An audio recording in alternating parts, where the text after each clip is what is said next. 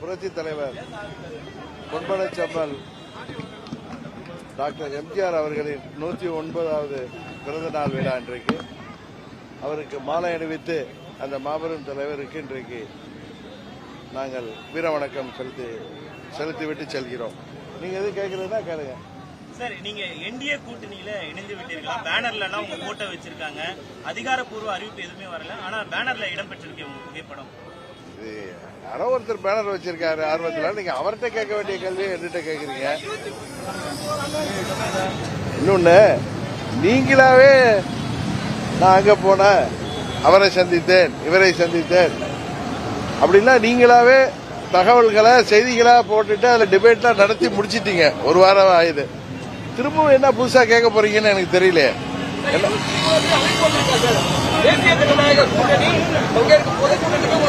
ரொம்ப புத்திசாலித்தனமா கேக்குறீங்க.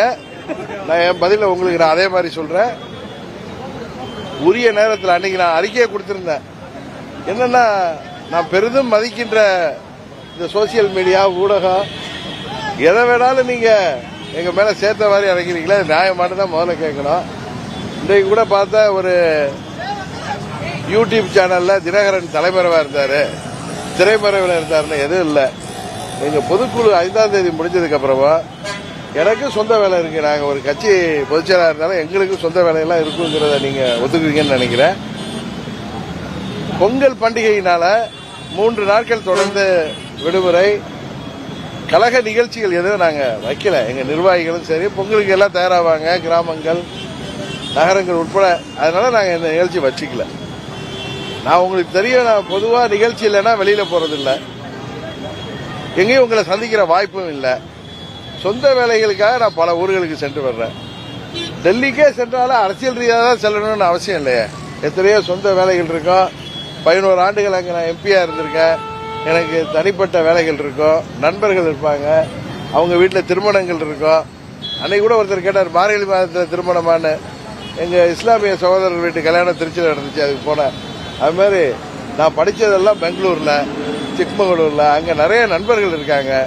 இதே போல வாய்ப்பு கிடைக்கின்ற நேரத்தில் நான் அவர்களோட போய் சென்று சந்தித்து வருவது எனது சுவாபம். இன்னும் சொல்ல போனா எனக்கு எந்த தயக்கமோ எந்த குழப்பமோ எந்த அழுத்தமோ கிடையாது. எனக்கு அழுத்தமே நீங்க கொடுக்கிற அழுத்தம் தான். எங்களை விடுங்களா, நாங்களா முடிவு எடுக்கிறோம். நாங்க ஒரு சின்ன கட்சி, நாங்க ஒன்றும் பெரிய சாதித்த கட்சியும் கிடையாது. ஏதோ ஒரு ஆர்கே நகர்ல அந்த மக்கள் என்ன ஏதோ வெற்றி பெற வச்சாங்க, அதுக்கப்புறம் எங்களால் வெற்றி பெற முடியவில்லை.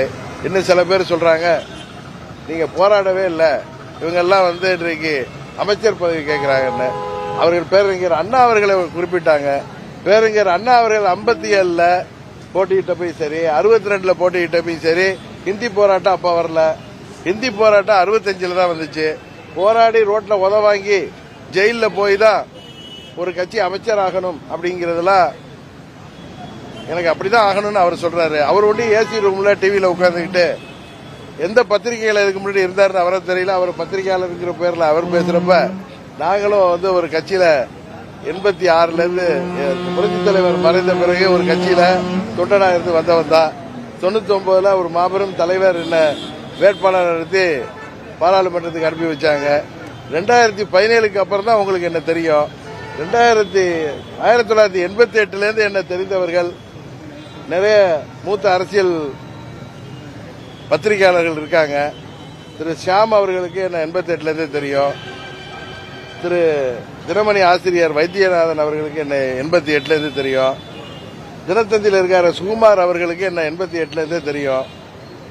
ஆனா அன்றைக்கு ஷாம் அவர்கள் அம்மா அவர்களுக்கு எங்களுக்கு எதிராக இருந்து அப்புறம் பிறகு எங்களுக்கு நண்பராக ஆனவர். 88ல அவர் தராசு பத்திரிகையில எங்களுக்கு எதிரான பல தகவல்கள் வந்திருக்கு. அதையெல்லாம் தாண்டி தான் நாங்க அரசியல்ல நிக்கிறோம். எதுக்கு சொல்றேன்னா, எங்களுக்கு அழுத்தமே நீங்க கொடுக்கிறது தான். உரிய நேரத்தில் அம்மா மக்கள் முன்னேற்ற கழகம் எந்த கூட்டணியில் இடம்பெறும் என்பதை உரியவர்கள் அறிவிப்பார்கள். நான் ஒரே ஒரு கோடு கொடுக்கிறேன். இல்ல நான் ஒரே ஒரு சொல்றேன், இதை காலையே வாங்க மாட்டீங்க. நான் பொதுக்குழுவில் பேசின போய் ஒன்னு சொன்னேன். நீங்க அதெல்லாம் நீங்களா ஒரு திசைக்கு போறீங்க, உங்க ஆசைப்படுறீங்க. பொதுக்குழுவில் நான் கிளியரா சொன்னேன். இந்த காலகட்டம் 26 சட்டமன்ற பொதுத் தேர்தல் என்பது உறுதியாக தனிப்பெரும்பான்மையுடன் எந்த கட்சியும் ஆட்சி அமைக்க முடியாது என்கிற நிலை இருப்பதாக நான் நம்புகிறேன். அதனால கூட்டணி ஆட்சி தான் வரும். நாங்கள் இடம்பெற போகின்ற கூட்டணி உறுதியாக வெற்றி பெறும். இது நான் ஏதோ அதீத நம்பிக்கையில சொல்றேன். இன்றைக்கு இருக்கிற சூழ்நிலையை பற்றி சொல்றேன். 21 தேர்தலே தெரியும். நாங்கள் கூட்டணிக்கு வர வேண்டும் என்று சில நல்ல உள்ளங்கள் விரும்பினார்கள். அதற்காக அனுபவத்தவர்கள் பேசினார்கள். அன்றைக்கு முடியாமல் போனது. அதனால் அம்மா அவர்களின் ஆட்சி வர முடியாமல் போனது என்பது தெரியும். ஆனால் நாங்க எங்க மேல தவறல. நான் கூட தேர்தலில் போட்டியிடவில்லை என்ற ஒரு கருத்தை தான் வெளியிட்டேன். ஆனால் இன்றைக்கும் சில நல்ல உள்ளங்கள் அம்மாவின் ஆட்சி தமிழ்நாட்டில் வர வேண்டும் என்கிற முயற்சியில இருக்கிறார்கள். அவர்களுக்கு ஏன்னா நான் அம்மாவால் அரசியலுக்கு வந்தவன். நான் பலமுறை சொல்லிட்டு வர்றேன், அரசியலுக்காக நான் அம்மாவிடம் வரவில்லை. அம்மா அவர்களால் அரசியலுக்கு வந்தவன். எனக்கு சில மனசாட்சி இருக்கிறது. தனிப்பட்ட விருப்பு வெறுப்பு எல்லாம் தாண்டி எங்க தமிழ்நாட்டு நலன் எங்களுக்கு முக்கியம். யார் ஆட்சிக்கு வர வேண்டும் என்பதில் எங்களுக்கு பங்கு இருப்பதாக நினைக்கிறேன். நாங்கள் ஒரு சின்ன கட்சி தான். ஆனால் நாங்களும் முடிவெடுக்கக்கூடிய இடத்தில் இருப்பதாக நான் நம்புகிறேன். எந்த ஆட்சி வர வேண்டும் என்பதும் தமிழ்நாட்டு மக்களுக்கு எது நல்லது என்பதையும் முடிவெடுக்கக்கூடிய ஒரு அணிலை போல் நாங்கள் இருக்கிறோம். சின்ன எறும்பு மாதிரி வச்சுங்களேன். சில பேர் அதுக்கு ஒரு டிபேட் நடத்துவாங்க. சின்ன எறும்பு மாதிரி இருக்கும், இல்ல அமீபா மாதிரி இருக்கும். எங்களுக்கு அந்த பொறுப்பு இருக்கு. ஒரு கட்சி நடத்துறோம். என்ன நம்பி லட்சக்கணக்கான தொண்டர் இந்த பாருங்க, தனது எம்எல்ஏ பதவியை ராஜினாமா செய்துவிட்டு என் கூட அம்மாவின் லட்சியங்களுக்காக போராடுறவர் நிற்கிறாரு. முன்னாள் அமைச்சர்கள் இருக்காங்க, முன்னாள் சேர்மன், முன்னாள் அமைச்சர் எங்க கூட நிற்கிறாரு. இவருக்கு பல கோடிகள் பேசப்பட்டு இவங்கெல்லாம் விலை போகாத தங்கங்கள். இது போல லட்சம் தொண்டர்கள் தமிழ்நாடு முழுவதும் எங்கள் இயக்கத்தில் இருக்காங்க. 88 மாவட்டங்களாக அதுல அங்கங்க கட்சியை வழிநடத்துபவர்கள். இன்றைக்கு நீங்கள் எல்லாம் நீங்க என்ன முடிவெடுக்க போறீங்க அப்படின்னு எனக்கு நீங்க அழுத்தம் கொடுக்கிற அளவுக்கும் எனக்கு ஆதரவாகவும் எதிராகவும் தினகரன் தலைமறைவாகிவிட்டார், தயக்கத்தில் வீட்டில் படுத்திருக்காரு, அவர் சோர்ந்து போயிட்டாரு, நல்லவேளை பாட்டிலோட அலைகிறாருன்னு சொல்லாம தகவல் எல்லாம் போட்டாங்க. எந்த தயக்கமும் இல்ல, என் மனசுல எந்த பயமும் இல்ல, எந்த கனமும் இல்ல. நாங்கள் எங்கள் இயக்கத்தை சேர்ந்தவர்களுக்கு என்னோடு பயணிப்பவர்களை உரிய இடத்தில் வைத்து பார்க்க வேண்டும் என்கிற ஆசை தான் இருக்கு. நான் தேர்தலில் போட்டியிடுவேனா என்பதை கூட இன்னும் முடிவெடுக்கவில்லை. ஆண்டிப்பட்டியில போட்டியிடுறாரு, உசிலம்பட்டியில போட்டியிடுறாருலாம் சொல்றாங்க. அந்த முடிவு நான் இன்னும் உண்மையா எடுக்கல. உரிய நேரத்தில் அதான் சொல்ல வந்தா, நீங்க அதை கவனிக்க மாட்டீங்க. ஒரு கூட்டணிக்கு நாங்கள் செல்வதை உரியவர்கள் அறிவிப்பார்கள். கரெக்டா? உரியவர்கள் அறிவித்த பிறகு உங்களுக்கு தெரிய வரும். அதுதான் ஒரு பண்பா இருக்குன்னு நினைக்கிறேன். அதற்கு பிறகு நான் எந்த கூட்டணியில் வந்திருக்கிறேங்கிறத இப்ப நான் ஒரு கூட்டணிக்கு தலைமை ஏற்றால் நான் அறிவிப்பேன். நான் இன்னொரு கூட்டணியில் சேருகின்ற பொழுது அந்த கூட்டணிக்கு தலைமை தாங்குபவர்கள் அதை வெளிப்படையாக உரிய நேரத்தில் அறிவிப்பார்கள். அதுவரை தயவு செய்து என்னை அமைதியாக இருக்க வழிவிடுமாறு பெருமையுடன் கேட்டுக்கொள்கிறேன். உறுதியாக நான் தான் முதலே சொல்லிட்டேன். இன்றைக்கு கூட்டணிக்கு தலைமை தாங்குகிற எல்லா கட்சிகளுக்கும் தெரியும், தமிழ்நாட்டில் உறுதியாக கூட்டணி ஆட்சி தான் வருகின்ற ஒரு சூழ்நிலை இருக்கு. அதை அவர்கள் ஏற்றுக்கொள்ளலாம், ஏற்றுக்கொள்ள வேணாம். அவங்க தனிப்பெரும்பான்மை வந்து ஆட்சி அமைக்க போறாங்க. என்னை பொறுத்தவரை கூட்டணி ஆட்சி தான் அமையும். அதனால நான் ஏற்கனவே எங்க பொதுக்குழுல என்ன பேசணும், அதுதான் எங்கள் தொண்டர்கள்ட்ட எங்க நிர்வாகிகள்ட்ட பேசுனது தான் என்னுடைய கருத்து. அதை தான் திரும்பவும் சொல்றேன். அம்மாவின் ஆட்சி அமைத்து ஆட்சியில் வந்தால் மகளிருக்கு 2000 ரூபாய் வழங்கப்படும். அதுபோல நகர் பேருந்துகள் ஆண்களுக்கு இலவச பயணம் எடப்பாடி பழனிசாமி அறிவிச்சிருக்காரு. சரி வீடு அனைவருக்கும் வீடு கட்டி தரப்படும். சரி சரி காலை அடக்கலாம் அவங்களுக்கு வந்து கவர்மெண்ட் டிவைடர் கொடுக்குறாங்கன்னு சொல்லிருக்காங்க. சரி சரி அதுக்கு என்னட்டு என்ன கேட்குறீங்க? அதுக்கு மக்கள் தானே முடிவு செய்யணும். அது மக்களுக்கான கோரிக்கை தானே. தனிப்பட்ட எனக்கு நான் ஒன்றும் அலங்காநல்லூர் போய் காலம் அடக்க போறது இல்லை. என்ன நாங்கள் அந்த 2000 ரூபா பெற தகுதியில் இருக்கோமான்னு எங்களுக்கு தெரியல. பஸ்ஸில் இலவசமாக போகிற இடத்துல கடவுள் நம்மள வைக்கல. அதனால அந்த வாக்குறுதிகள்லாம் தமிழ்நாட்டு மக்களுக்காக ஒரு கட்சியின் தலைவர் கொடுத்திருக்காரு. அது மக்கள் தான் அதில் வந்து பதில் சொல்லணும். சார், அம்மாவின் ஆட்சி அமைத்து துரோகிகளிடமிருந்து கட்சியை மீட்போம்னு சொல்லியிருந்தீங்க. அதே கொள்கை தானா? அதே நிலைப்பாடு தானா? ராஜேஷ் எப்படி கேட்டாலும் உரிய நேரத்தில் கூட்டணிக்கு தலைமை தாங்குபவர்கள் உரிய முறையில் அறிவிப்பார்கள். அதுவரை பொறுத்திருந்தா உங்கள் கேள்விகள் எல்லாவற்றிற்கும் விடை கிடைக்கும். அதற்கு பிறகு நீங்க என்ன கேள்வி கேளுங்க. ஒவ்வொரு தொலைக்காட்சியில கூட நான் வந்து ஏற்கனவே வர்ற மாதிரி வந்து அரை மணி நேரம் உங்களோட உட்கார்ந்து உங்கள் நெறியாளர்கள் எந்த கேள்வி கேட்டாலும் பதில் சொல்லக்கூட டிடிவி தினகரன் உறுதியாக தயாராக இருக்கிறேன். 23 என்டிஏ அலையன்ஸ் ஃபார்ம் பண்றாங்க. பிஎம் கலந்துக்கிறாரு. 2-3 நாள் தான் இருக்கு. அதுல உங்க பேரும் அதுல இடம் ஒருவர் ஆர்வத்தில் பேனர்ல வச்சிருக்கிறத வச்சுட்டுலாம் நீங்க என்ன கேள்வி கேட்டா நான் எல்லாம் பதில் சொல்ல முடியும். அது வந்து கமலாலயத்திலேருந்து வந்திருக்கிற பேனர்ல வந்தா நான் கேட்டா அதுக்கு பொறுப்போட பதில் சொல்ல முடியும்.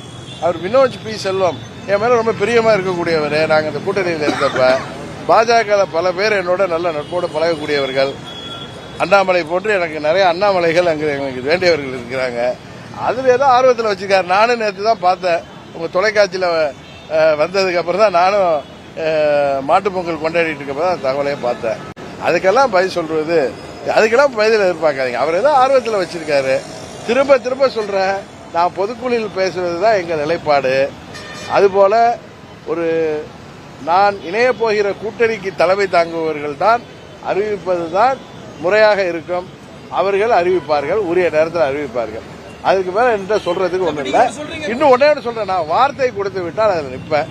அது மாதிரி நான் ஒரு கூட்டணிக்கு வார்த்தை கொடுத்திருக்கிறேன். அந்த வார்த்தையில் நான் நிற்பேன் என்பது அவர்களுக்கு தெரியும். அதனால் நான் பொறுமை காக்கிறேன். என்னால் அறிவிக்க வேண்டியவர்கள் அவர்கள்.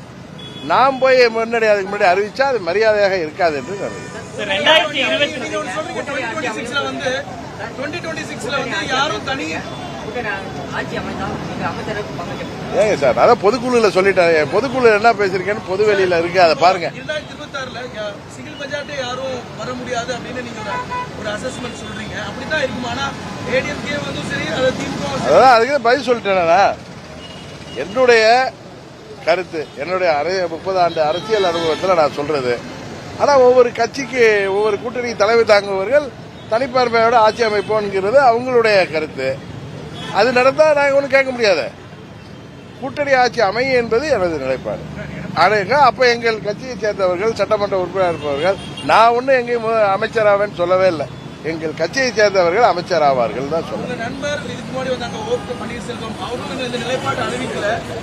அவரையும் நீங்க கடந்த கால பிரஸ் மீட்ல சொல்லிருக்கீங்க, அவரே நாங்க அப்படி அலோனா விட்டுற மாட்டோம் அப்படின்னு சொன்னீங்க.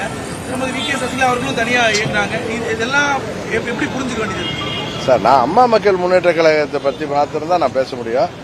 நண்பர் ஓபிஎஸ் பற்றியோ எங்க சித்தியை பற்றியோ நான் கருத்து சொல்வது அது அவர்களுடைய நிலைப்பாடு என்ன என்பதை அவங்க தான் அறிவிப்பாங்க. அதுதான் முறையாக இருக்கும். 2024 இதே மாதிரி தான் சொன்னீங்க, அணிலாக இருப்போம், பிரதமர் மோடி அவர்களே நாங்க பிரதமராக்குவதற்கு அணிலாக இருப்போம்னு சொன்னீங்க. இப்ப 2026லயும் அதே வார்த்தை வருது, நீங்க குறைச்சி எறும்புன்னு. இல்ல இல்ல இல்ல, நீங்க தான் எங்களை ஒண்ணுமே இல்ல டிடிவின்னு பேசுற 4 பேர் தான் இருக்கேங்கிறீங்க. டிடிவி சும்மா பம்மாத்து பண்றாருங்கிறீங்க. அவர் ஊடகத்தை வெளிச்சத்தை தேடிட்டு போறாருன்னு சொல்றீங்க. அப்படிலாம் இல்ல. நீங்க ஏதோ என்ன மதிக்கிறப்ப என்ன வந்து கேள்வி கேட்கறீங்க, நான் பதில் சொல்றேன். நான் உங்கள்கிட்ட நான் வந்து ஏன் இப்ப என்ன வந்து இப்படி ப்ரெஷர் பண்றீங்கன்னு தானே கேட்கிறேன். ஏன் என்ன தலைமறைவா இருக்கேன்னு எழுதுறீங்க? நான் தலைமறைவா இல்ல, எனக்கும் குடும்ப குட்டிலாம் இருக்கு. ராஜேஷ் கூட வந்திருக்காப்புல, என் ஃபார்ம் எங்க இருக்குன்னு. அங்க காட்டுக்குள்ளார நான் இருக்கேன். அங்க இருந்து நான் எங்க வைஃபை இல்லைன்னா எனக்கு போன் கூட எடுக்காது. அது மாதிரி இடத்துல போய் நான் போய் 4-5 நாள் இருக்க வாய்ப்பு கிடைக்கிறப்ப இருக்க. உடனே தலைமறைவு, உடனே அவர் திரைமறைவு, அதெல்லாம் எந்த மறைவும் இல்லை. நான் எந்த வழக்குகளையும் டைரக்டா போய் சந்திக்கிறவன். அதனால எந்த பயமும் இல்ல, எந்த அழுத்தமும் எனக்கு இல்ல. நீங்க கொடுக்கிற அழுத்தம் தான், அதை உரியவர்கள் தான் அறிவிப்பாங்க. அவர்கள் அறிவிக்கும் வரை நீங்களும் நானும் காத்திருப்போம். ஒரே ஒரு கேள்வி சார், அந்த நெகோசியேட் பண்ணி சொல்றீங்க உரியவர்களை அறிவிப்பாங்க, பட் அமமுகவுக்கு எவ்வளவு இடங்கள் எல்லாம் ஓரளவுக்கு நெகோசியேட் சார், பண்ணிட்டீங்களா? நான் ஒரே லைன்ல தான் சொல்ல முடியும். நான் கூட்டணிக்கு தலைமை ஏற்கிறப்ப நான் கூட்டணிகளை அறிவிச்சேன். இப்ப நான் இன்னொரு கூட்டணியில போறப்ப அந்த கூட்டணிக்கு தலைமை ஏற்கிற கட்சி அறிவிப்பது தானே முறையா இருக்கும். அவர்கள் உரிய நேரத்தில் அறிவிப்பாங்க. அது எப்ப எல்லாம் நீங்க கேட்காதீங்க. அறிவிப்பு வந்தாலே என்ன அர்த்தமா இருக்கும்? எல்லாம் முடிந்த பிறகுதானே அறிவிப்பு வரும். இல்ல அறிவிப்பு வந்த பிறகு முடிவுக்கு வரலாம். எல்லாமே ஒரு ட்ரஸ்ட்ல வர்றது தானேங்க, நம்பிக்கையில வர்றது தானே கூட்டணி. அது மாதிரி எங்க ஆட்சி அமைங்கிறது எங்களோட நம்பிக்கை. அதை மக்கள் மெய்ப்பிப்பார்கள்ங்கிற நம்பிக்கை. எந்த ஆட்சி வர வேண்டும், தமிழ்நாட்டிற்கு எது நல்லது என்பதை தீர்மானிக்கின்ற ஒரு புள்ளியில நாங்களும் ஒரு அமீபா மாதிரி இருக்கோம். அதனால நாங்க அதை சரியா செய்வோம்னு சொல்றேன். அவ்வளவுதான். அது அவர் சொன்னதுக்கெல்லாம் நான் பதில் சொல்ல முடியாது. நீங்க எதை வேணாலும் கேட்டு போட்டு வாங்க பாக்குறீங்க. அவரெல்லாம் அப்படிலாம் ஒன்று சொன்னதா எனக்கு தெரியல. எங்க சொன்னதை என்கிட்ட காமிங்க, நான் சொல்றேன். சார், இப்போ விஜய்க்கு சிபிஐ விசாரணை எங்க கட்சி வரும்னு சொன்னாரா? ஒரு கட்சியில அவர் எந்த கட்சியை மீன் பண்ணாரு நீங்க அவர்கிட்ட தானே கேட்கிறோம். விஜய்க்கு இப்ப சிபிஐ விசாரணை, ஜனநாயகம் படத்துக்கு சென்சார் டிக்கெட் கிடைப்பது சிக்கல்ல இருக்கு. பாஜக ஒரு அழுத்தம் கொடுக்குதா சார் என்டிஏ கூட்டணிக்கு வர்றதுக்கு? இதை நீங்க எப்படி பாக்குறீங்க சார்? விஜய்க்கு ஒரு அழுத்தம் சார், ஆரம்ப காலகட்டத்தில் உங்களுக்கு ஒரு அழுத்தம் இருந்தது. இல்ல எனக்கு நீங்க தான் அழுத்தம் இருந்துச்சுங்கிறீங்க. நான் அன்றையில இருந்து நீங்க பாருங்க, எனக்கு நீங்க சொல்ற மாதிரி அவங்க அழுத்தம் கொடுத்தாங்களான்னு தெரியல. இப்பொழுதுதான் சிபிஐ என்கொயரி எனக்கு தெரிந்தவரை திரு விஜய் அவர்கள் கட்சியை சேர்ந்தவர்கள் தான் சுப்ரீம் கோர்ட்ல போய் ஒரு தனி நீதி அரசர் மூலம், நீதி sitting judge or retired judge மூலம் விசாரணை வேணும்னாங்க. சிபிஐ இது உச்சநீதிமன்ற கொடுத்த தீர்ப்பின்படி தான் இன்றைக்கு சிபிஐ விசாரிக்குது. அவங்க விசாரிக்கிறப்ப போய் விசாரணைக்கு போய் தானே ஆகணும். அதை போய் எப்படி அழுத்தம்னு நம்ம நினைக்க முடியும்? எனக்கு தெரியல. இப்பதான் அது நீதிமன்றம் தானே தடை செஞ்சிருக்கு, நீதி அரசர்கள் தானே தடை செஞ்சிருக்காங்க. அதை போய் நீங்க அரசாங்கத்தோட எனக்கு எப்படி அதை நீங்க சேர்க்கிறீங்கன்னு தெரியல. திரும்பவும் உச்ச நீதிமன்றம் நான் பார்த்தா நீங்க சென்னை உயர்நீதிமன்றத்துக்கு போங்கன்னு தான் சொல்லுங்க.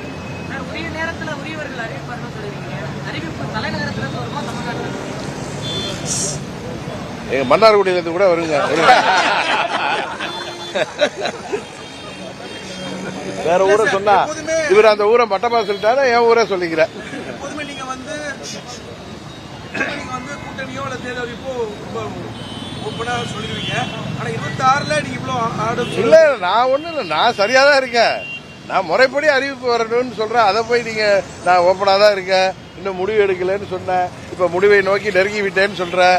அதானே சொல்றேன். அதனால அறிவிப்பு வருன்னு தான் சொல்றேன். நான் ஒன்னும் உங்கள்கிட்ட எதுவுமே பொய்யா சொல்லலையே.